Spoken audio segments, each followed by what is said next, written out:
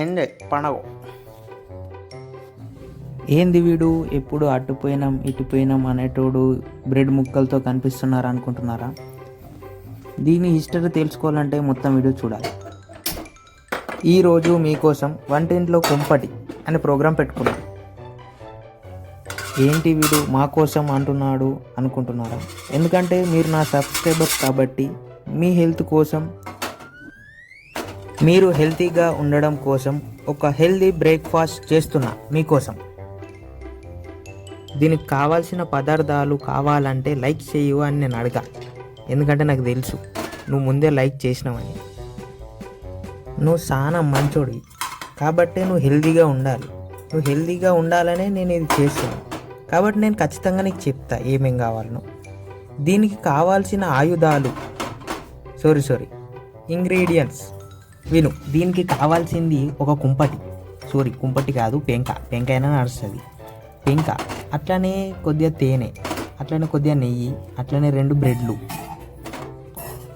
పెంక మీద నెయ్యి వేసుకో, నెయ్యి మీద బ్రెడ్ని వేసుకో, దాన్ని 2 నిమిషాలు డ్యాన్స్ చేయించి ఇట్లా ప్లేట్లో వాడేయగానే తేనె ఎట్లా పడితే అట్లా పోయొద్దు.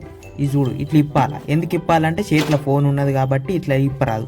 ఇట్లా ఇప్పినాక దీని మీద ఇట్లా మంచిగా పోయాలి. ఇట్లా టూయి అని పోస్తే అప్పుడు టేస్ట్ మంచిగా వస్తుంది.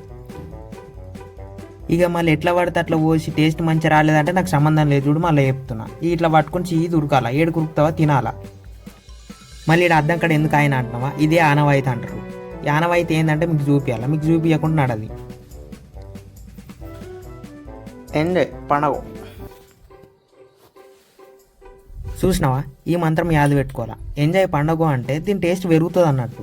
ఇది ఓలకు తెలియని రెసిపీ, ఇది ఒక సీక్రెట్. మళ్ళీ దీన్ని తినుడు కూడా ఒక ఆనవాయితీ ఉంటుంది. చూడు ఎట్లా తినాలో చూపిస్తా. ఇట్లా దీన్ని తీసుకొని సీదా నోట్లో పెట్టుకుంటే ఒక సౌండ్ వస్తుంది. తిను. గింత మంచిగా చెప్పిన కదా, మళ్ళీ ఎందుకు గట్ల గుడ్లబ్బకించి ఎత్తును? ఎందుకు ఆశ ఎత్తును? మంచి ఇంట్లో వేసుకొని తిను.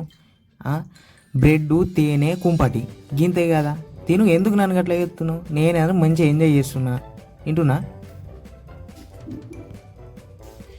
ఎంత టేస్ట్ ఉందంటే దీని మీదకి వెళ్ళి ఏది వనికిరాదు. ఇక క్రిస్పీ మంచిగా యమ్మీ.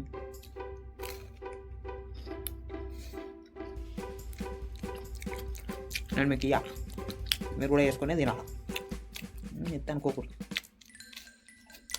ఎవరైతే సబ్స్క్రైబ్ చేసి కామెంట్ పెడతారో అలాగే ఇది ఇస్తా. సబ్స్క్రైబ్ చేసినావా లేదా కామెంట్ చేయి, అప్పుడు నీకు ఇది ఇస్తా. ఓకే.